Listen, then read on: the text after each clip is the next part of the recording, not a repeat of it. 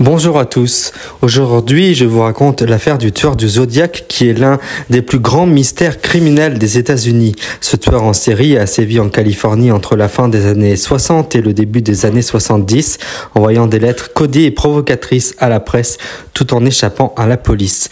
Ouvrons ensemble l'affaire obscure.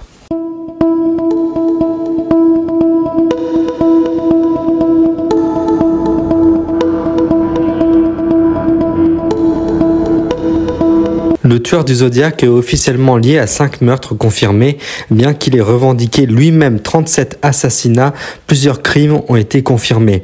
Première attaque, le 20 décembre 1968. Le couple Betty Lou Johnson, 16 ans, et David Faraday, 17 ans, sont attaqués près de Vallejo en Californie. Ils sont en voiture sur une route isolée lorsqu'un homme armé les approche. David est abattu d'une balle dans la tête à bout portant et Betty Lou tente de fuir, mais elle est touchée de 5 balles dans le dos. Deuxième attaque, le 4 juillet 1969. Darlene Ferrin, 22 ans, et Michael Majo, 19 ans, sont dans une voiture garée près de Blue Rock Spring, près de Vallejo. Un homme les approche, les éclaire avec une lampe torche et ouvre le feu. Darlene meurt sur le coup, mais Michael survit avec de graves blessures et fournit un premier portrait robot du tueur, un homme blanc d'une trentaine d'années. Une troisième attaque est revendiquée le 27 septembre 1969, celle de Brian Hartnell, 20 ans, et Cecilia Shepard, 22 ans, sont poignardés près du lac Berissia. Brian survit et témoigne que leur agresseur portait un costume noir avec un symbole étrange. Et puis, le 11 octobre 1969, Paul Stein, 29 ans, chauffeur de taxi, est abattu à San Francisco.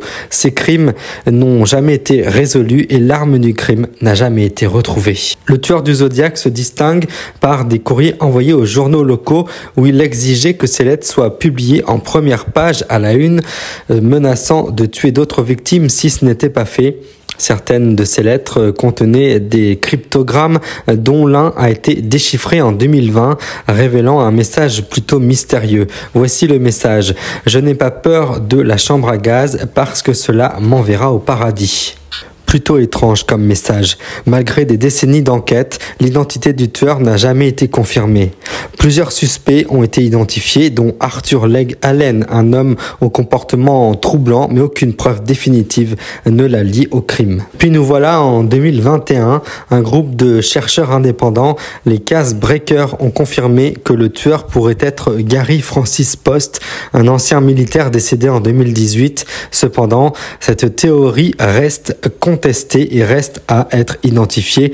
L'une des grandes interrogations, c'est pourquoi cette affaire fascine encore, plus de 50 ans après.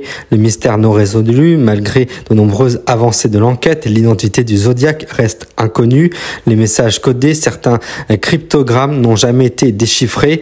L'impact sur la culture populaire, de nombreux films, livres et séries se sont inspirés de cette affaire, notamment Zodiac de David Fincher en 2007. L'affaire donc demeure l'un des plus grands mystères criminels de l'histoire, captivant les enquêteurs amateurs et les passionnés de true crime encore aujourd'hui.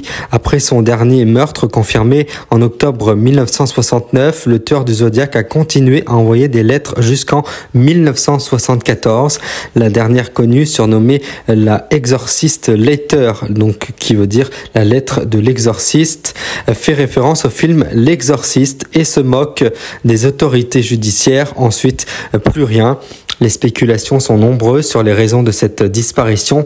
Il aurait pu être arrêté pour un autre crime, il aurait pu mourir ou changer d'identité, ou encore il aurait peut-être simplement cessé de tuer et d'écrire. C'est une affaire criminelle peu commune, puisqu'à ce jour, plus de 50 ans après, l'affaire du Zodiac reste ouverte. Si le tueur est encore en vie, il serait aujourd'hui un vieil homme, voire déjà décédé, qu'il ait cessé de tuer, changé d'identité ou emporté son secret dans la tombe.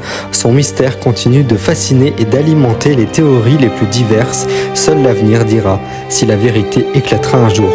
C'était Affaire Obscure. On se retrouve prochainement pour une nouvelle affaire criminelle.